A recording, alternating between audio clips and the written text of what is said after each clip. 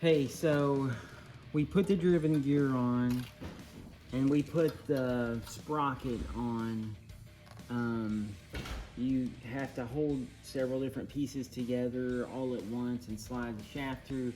So I didn't get that on video, but I did want to show you to adjust this sprocket. You can slide it back and forth on the axle, and then there's a lock nut, or I mean a lock bolt down there. It's a 6mm hex to tighten it up. All right, we're getting ready to put the, what they call the torque converter on.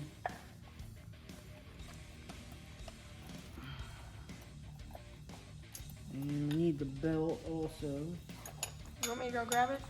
Yeah, it's right there. So we're gonna put our spacer on. Make sure you don't hit the bolts. And we're gonna put our inside disc on.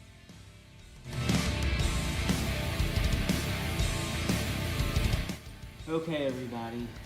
So last night, me and Adam, we had been working on the go-kart pretty much all day, going and getting stuff and off and on, trying to fix everything. And we were getting tired. And I was just trying to get this clutch assembly put together. And I noticed when I started the bolt and the crank on the engine, it felt a little bit tight, and I thought, oh, you know, thread could probably just have a little spot on them. And I got my impact and cranked it a little bit, backed it off, and then pulled the bolt back out and found that I had made a really bad mistake. So apparently the bolt thread on the old Subaru engine is different from this Predator engine.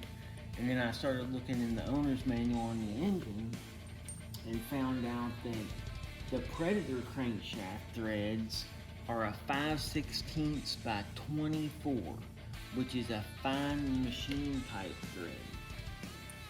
This is an old coarse thread bolt. So don't make the mistake that I made. Make sure you look at the thread in the owner's manual of whatever engine you're buying, just to double check, because now I had to go get this tap and die set, which was $80, and I have to try to tap this back out and put the correct bolt in. So it just cost us some time and money, so be careful.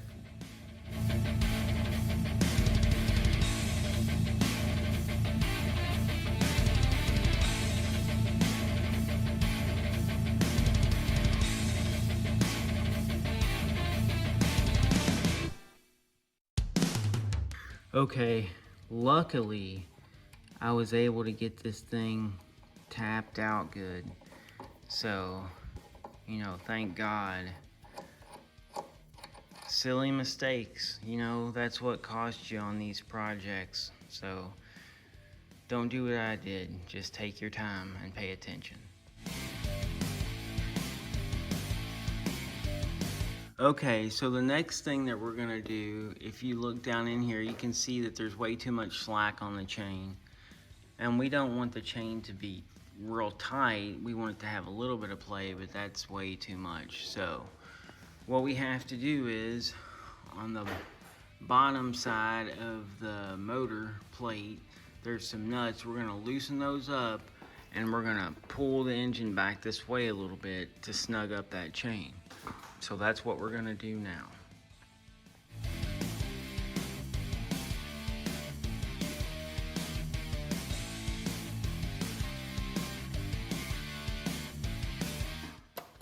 Now let's see if the chain's snug.